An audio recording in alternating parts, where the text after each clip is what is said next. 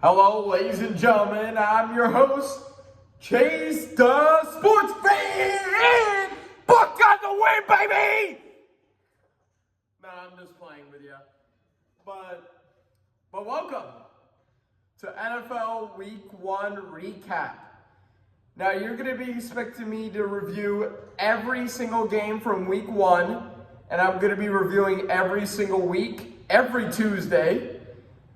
And you're going to expect a lot of funny jokes, what really happened in the games, all that stuff. So make sure to grab your snack and enjoy the show, because we're going to start the NFL Week 1 recap.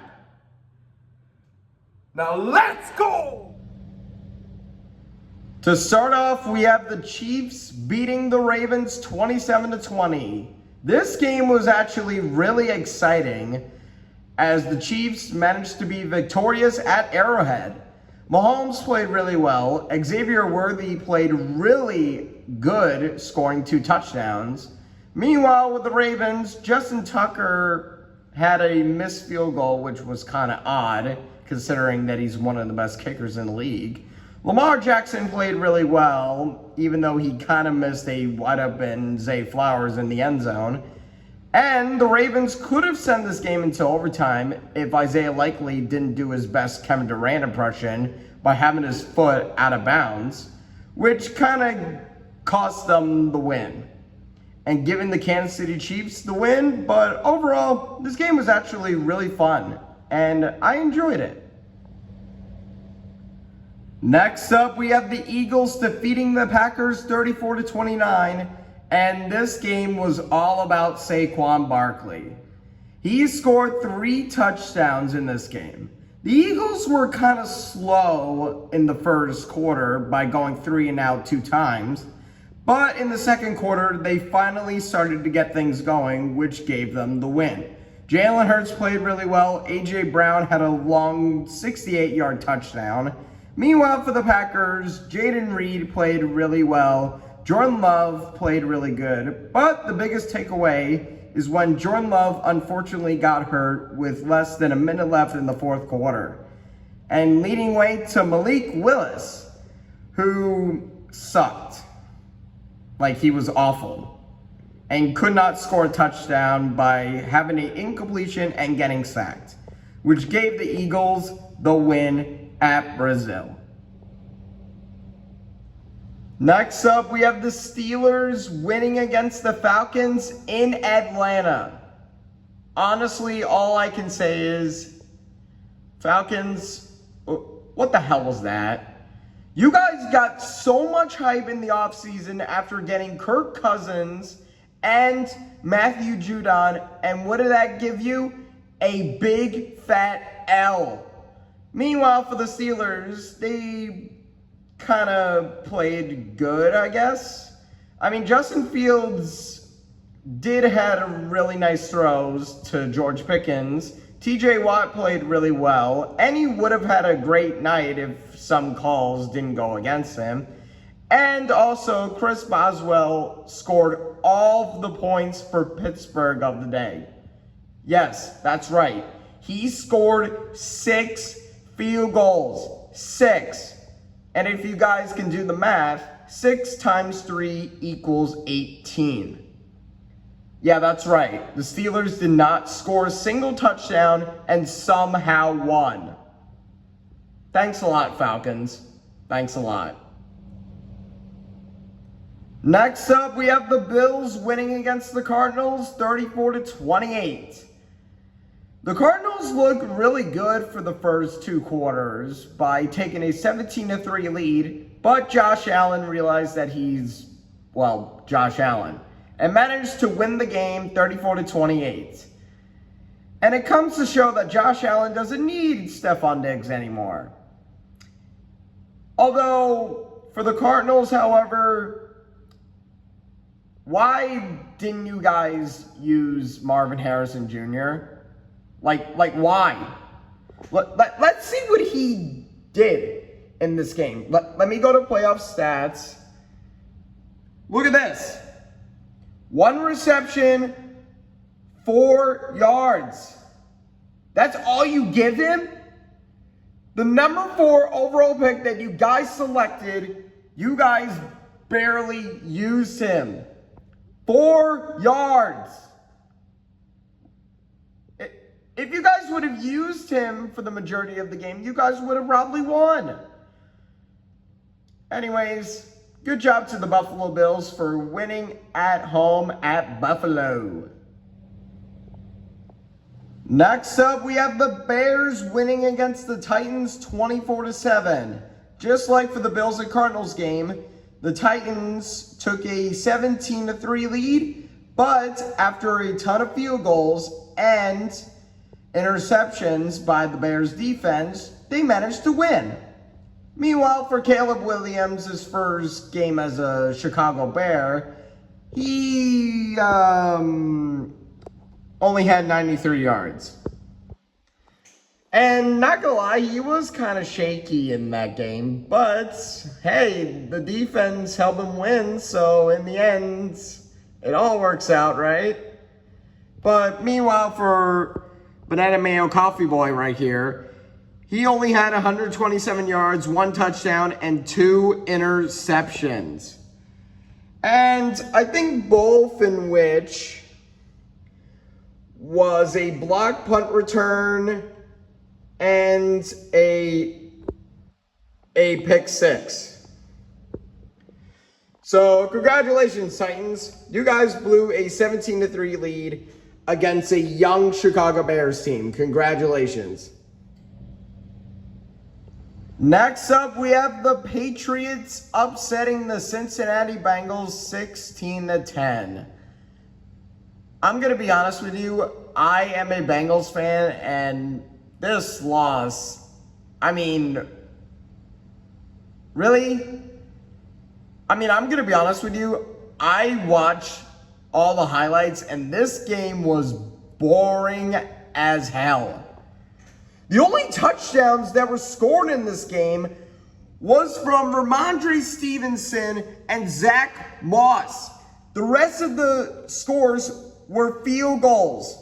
So the 2 RB1s got a touchdown each. Jacoby Brissett played somewhat good.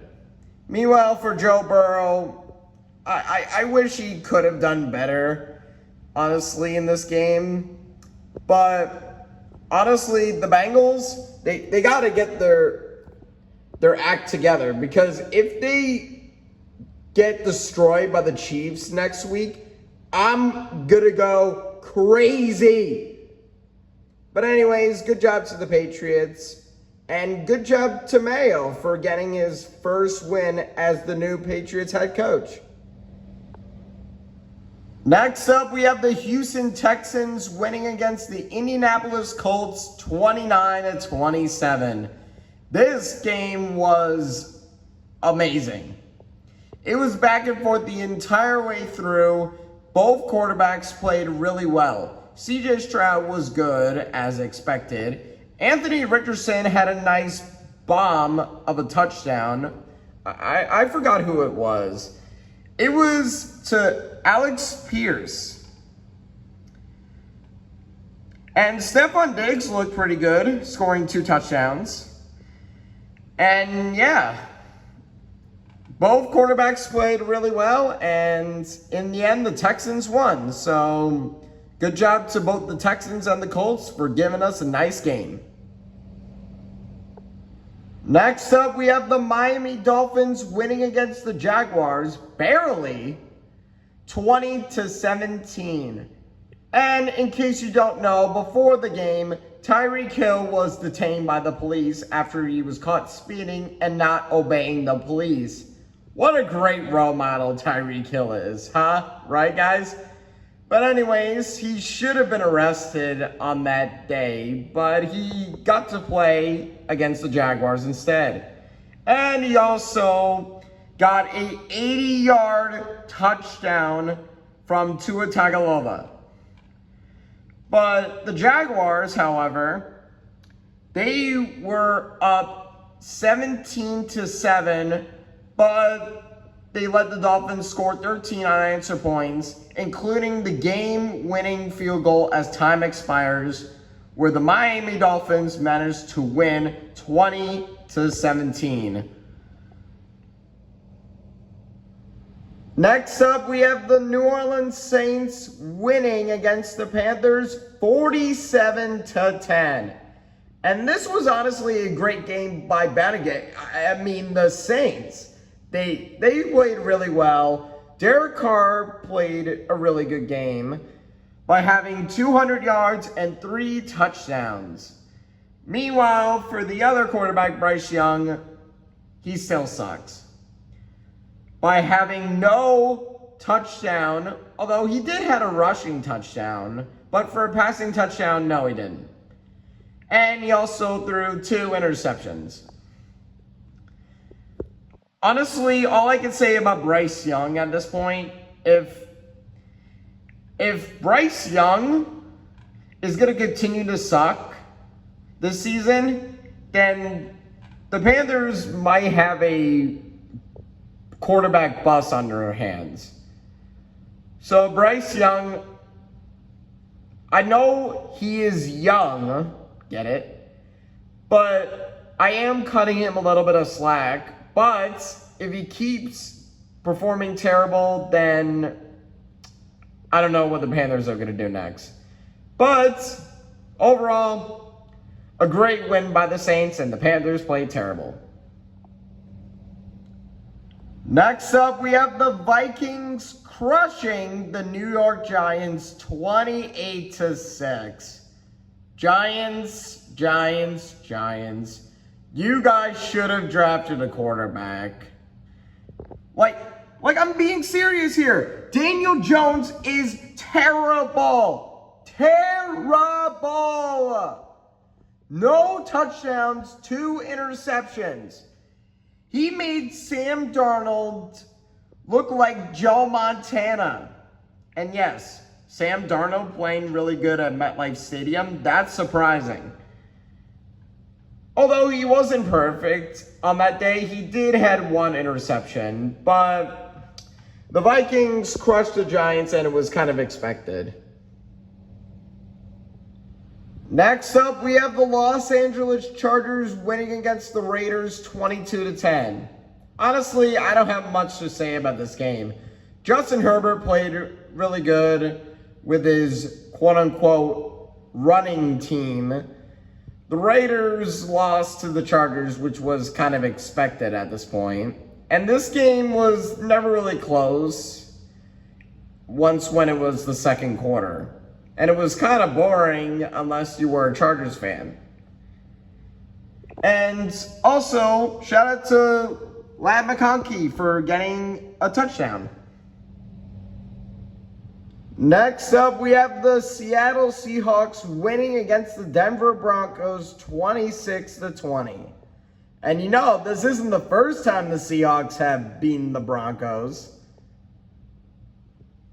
But anyways, all joking aside, the Seahawks played really well.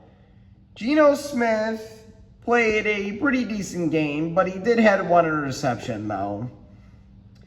Meanwhile, for Bo Nix, he did have a rough start in his NFL debut by having no touchdown and 2 interceptions, but he had a lot of good rushing moments when he ran for a first down a couple of times. But as a quarterback, you need to score some touchdowns, buddy. I know you're a rookie, and I'm giving you some slack, but you were getting so much hype from your teammates, including Sean Payton says that you were worth the hype in the offseason.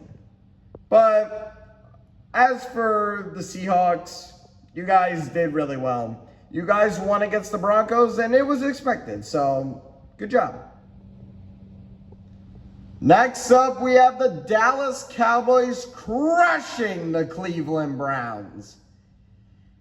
And before I talk about this game, I have one thing to say. How the hell is Cleveland 2.5 favorites against the Dallas Cowboys? Like how?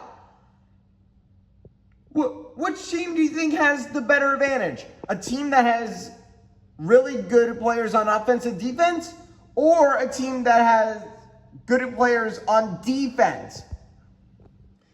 But anyways, the Cowboys played really well, which was kind of expected. And Deshaun Watson is garbage. He's garbage. Cleveland, he's garbage. 169, 1 touchdown, 2 interceptions. He played like garbage in this game. And you guys are paying him like he should be Patrick Mahomes, but instead you're getting the performance of Daniel Jones. He should be in jail right about now, but instead you guys give him a fat contract instead. You guys are morons. But anyways, good job, Cowboys. Good job. Next up, we have the Buccaneers winning against the Commanders 37-20. As a Buccaneers fan, I'm really happy we won. We played amazing in this game. Baker Mayfield had an amazing day, 289 yards and 4 touchdowns. Great stats. Meanwhile, for Jayden Daniels, he didn't have a single touchdown pass, but he had 2 rushing touchdowns, so that's something. And meanwhile, for our receivers, let me just click on player stats. That's the Commanders. For the receivers, Chris Godwin played really well by scoring a touchdown and leading in receiving yards. Mike Evans had 2 touchdowns. Jalen McMillan is a really underrated player, if you ask me. And Rachaad White played really well as well. And last but certainly not least, for Bucky Irving, I expect a lot of great things from that guy. And we are 1-0 to start the year, and go Bucks. Next up, we have the Detroit Lions winning in overtime 26-20 against the Los Angeles Rams. This game was actually pretty fun to watch. Well, I didn't watch the whole thing, but I watched the highlights. And this game was pretty back and forth the entire way through. Both Matthew Stafford and Jared Goff played really well, but both of them had an interception each. And the game went into overtime, and if I can scroll down, David Montgomery won the game with a 1-yard touchdown to give the Lions the 26-20 victory.